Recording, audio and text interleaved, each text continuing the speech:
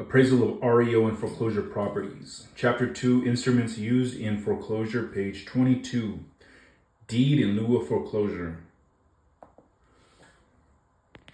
Deed in lieu of foreclosure. The lender may agree to the voluntary give back of the property and forgive the debt. In other words, the borrower simply deeds the property back to the lender, and the lender accepts the property as payment and releases the borrower from further indebtedness. This is called deed in lieu of foreclosure, because the borrower simply deeds the property over to the lender instead of forcing the lender to go through the foreclosure process. Historically, this option has been preferred by lenders because it saves them the time and expense of going through the formal foreclosure process and evicting the borrower. Also, when the lender receives the property back, it is usually in better condition, that is less theft and vandalism, than properties that are acquired through formal foreclosure. Usually the services of a professional appraiser are needed. This option is not available if there are other lien holders, judgments by other creditors, other second mortgages, tax liens. End of page.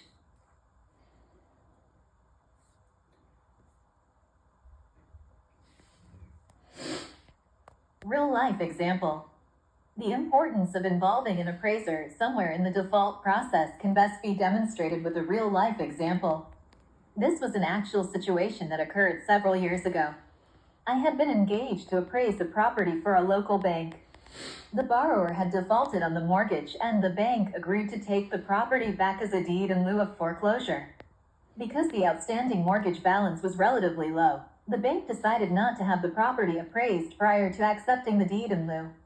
After the property was deeded from the borrower to the bank engaged me to value the property so they could put it on the market.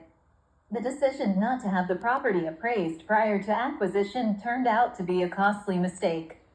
The subject was an older two-story single-unit house on a small lot. The roof on the dwelling had been leaking unabated for several years. The borrowers did not have the money to repair the roof, and instead they simply closed off access to the second floor and only lived on the first floor. They placed buckets and tarps on the second floor in a stopgap measure to try to keep the leaking water from reaching the first floor. Eventually the roof leaks saturated the second floor framing members, and the intruding water found its way down into the first floor. By the time the borrowers deeded the property back to the lender, the dwelling had sustained severe structural damage and was infested with mold. Because the property was located in a blighted neighborhood, the structure was not economically feasible to repair. My appraisal indicated that the property actually had a negative value. That is, the cost of raising the improvements and cleaning up the site was more than the value of the vacant site. The bank tried to sell the property in its as-is condition but was unable to do so. Eventually, the bank paid for the dwelling to be raised and the site cleaned up, after which they sold the vacant lot to a neighbor for $2,000. A representative of the bank later confided to me that if they had been aware of the condition of the dwelling beforehand, they would not have taken title, and instead would have written off the outstanding mortgage amount to avoid owning the property. End of page.